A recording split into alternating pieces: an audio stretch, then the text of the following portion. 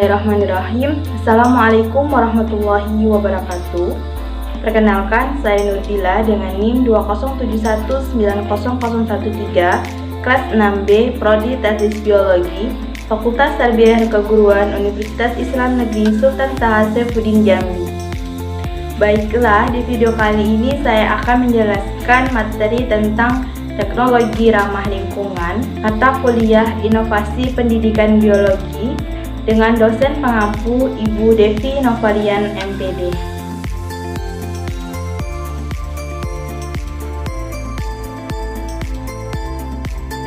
Adapun tujuan dari pembelajaran ini yang pertama yaitu untuk mengetahui apa itu teknologi ramah lingkungan. Nah, kemudian yang kedua adalah untuk mengetahui apa tujuan dari teknologi ramah lingkungan. Yang ketiga yaitu untuk mengetahui apa saja prinsip-prinsip dari teknologi ramah lingkungan. Yang keempat adalah untuk mengetahui apa saja aplikasi-aplikasi yang terdapat pada teknologi ramah lingkungan.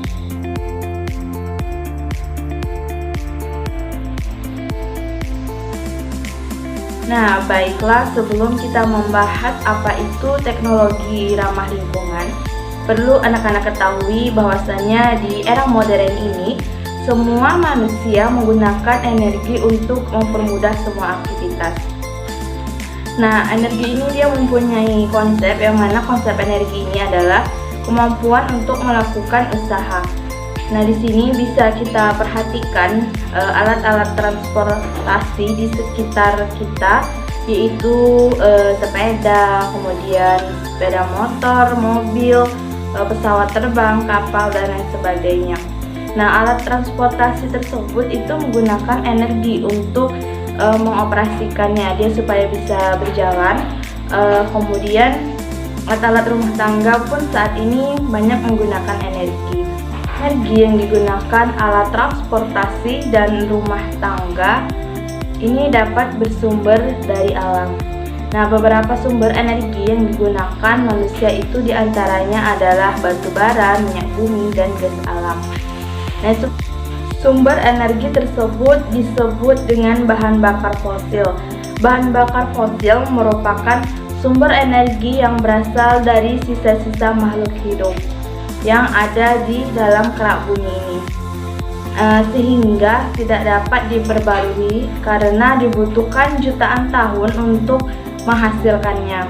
Nah, kemudian sumber energi lainnya seperti matahari, angin, air, kayu, dan panas bumi itu merupakan sumber energi yang dapat diperbaharui. Nah, sumber energi tersebut itu dapat terbentuk secara alami dalam waktu-waktu tertentu. Nah, jadi itu semua adalah termasuk ke dalam teknologi ramah lingkungan yang akan kita bahas pada hari ini.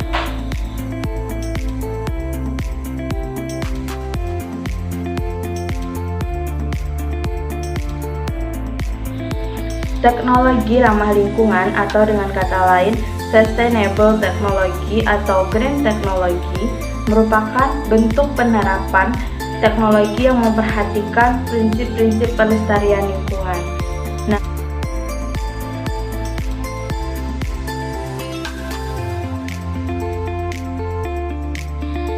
adapun tujuan dari teknologi ramah lingkungan ini yang pertama yaitu untuk memberikan kemudahan dan pemenuhan kebutuhan manusia. Yang kedua, untuk menghasilkan jasa atau produk untuk kepentingan manusia.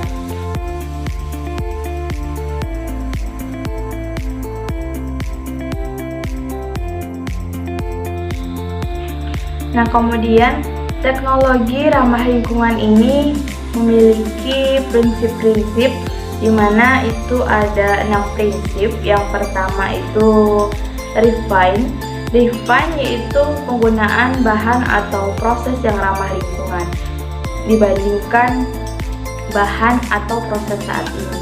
Contohnya itu seperti menggunakan biosolar yang berasal dari bahan-bahan anorganik. Dua yaitu prinsip reduce. Reduce yaitu mengurangi jumlah limbah dengan cara mengoptimalkan bahan. Contohnya itu seperti mengurangi penggunaan kantong plastik saat berbelanja. Nah, yang ketiga itu reuse. Reuse yaitu memakai kembali bahan-bahan yang tidak terpakai dengan diproses secara berbeda-beda, seperti kaleng biskuit yang dimanfaatkan untuk penempatan kerupuk. Nah, yang keempat, recycle, yaitu penggunaan bahan atau limbah yang diproses secara sama. Nah, contohnya itu seperti botol minuman yang dipotong kemudian dicat dan dijadikan tempat pensil. Prinsip teknologi ramah lingkungan yang kelima itu ada recovery. Recovery yaitu penggunaan material limbah diproses untuk keperluan lain. Contohnya seperti paku-paku yang berasal dari limbah furniture yang kemudian diolah untuk keperluan lainnya. Nah, yang terakhir itu prinsip retrieve energy, yaitu menghemat energi dalam proses produksi. Contohnya itu seperti pemanfaatan kotoran ternak untuk dijadikan biogas.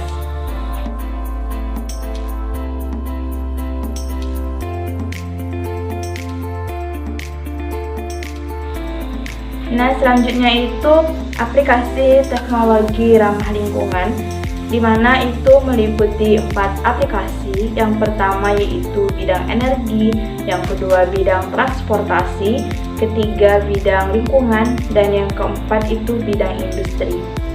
Nah, di sini akan Ibu jelaskan satu persatu mengenai aplikasi tersebut. Nah, yang pertama yaitu bidang energi. Di sini contohnya yaitu sel surya, di mana teknologi sel surya ini bekerja dengan mengubah energi cahaya matahari menjadi energi listrik dengan menggunakan photovoltaik.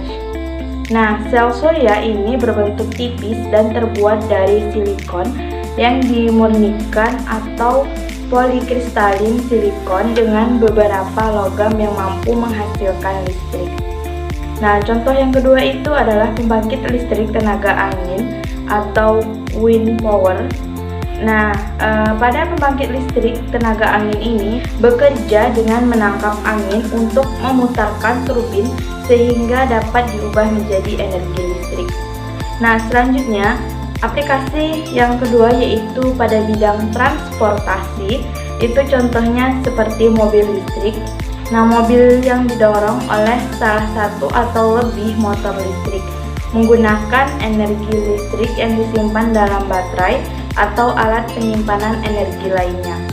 Nah, selanjutnya yaitu yang ketiga, bidang lingkungan. Contohnya seperti fitoremediasi. Fitoremediasi ini merupakan penggunaan tumbuhan untuk menghilangkan, memindahkan, menstabilkan, atau menghancurkan bahan pencemar baik itu senyawa organik maupun anorganik. Nah, selanjutnya yang keempat itu bidang industri. Contohnya biopulping. Biopulping ini adalah teknologi ramah lingkungan yang terinspirasi dari proses pelapukan kayu dan sampah tanaman oleh mikroorganisme. Nah, ini adalah media dari aplikasi teknologi ramah lingkungan. Tadi sudah dijelaskan bahwasannya ada 4 aplikasi pada teknologi ramah lingkungan, yaitu bidang energi, bidang transportasi, bidang lingkungan, dan bidang industri. Nah, di sini akan Ibu jelaskan mengenai yang pertama itu ada bidang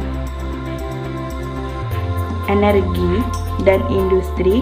Nah, di sini bisa anak-anak sekalian lihat bahwasannya terlihat atap-atap rumah ini terdapat sel surya yang berfungsi untuk merubah energi dengan sel suryanya.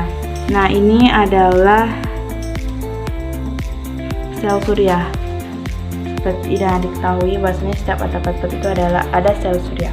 Nah, selanjutnya yang kedua ini ada pembangkit listrik tenaga angin. Nah, di mana angin yang berhembus kencang ditangkap oleh serbit angin dan diubah menjadi energi listrik.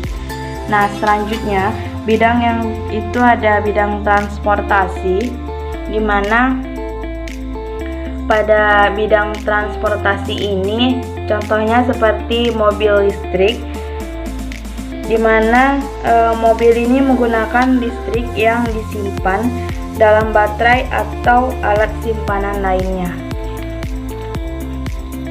Nah, selanjutnya itu pada bidang lingkungan.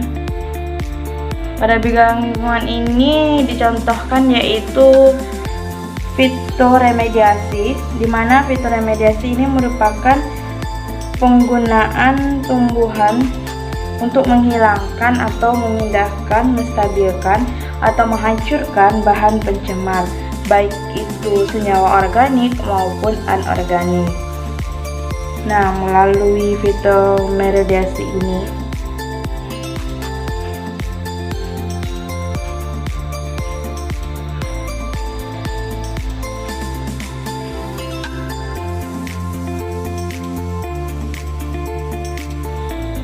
yang terakhir yaitu perilaku hemat energi dalam keseharian yang bisa kita lakukan. Pertama itu ada membudayakan penggunaan sepeda atau berjalan kaki untuk kegiatan sehari-hari. Nah, yang kedua, mematikan kendaraan jika sedang tidak digunakan dan jangan terlalu lama menyalakan kendaraan ketika akan digunakan. Nah, yang ketiga, mematikan lampu saat tidur dan di siang hari. Yang keempat, jika menggunakan pompa air listrik untuk mengalirkan, penuhilah bak mandi atau tempat penampungan air dalam sekali waktu.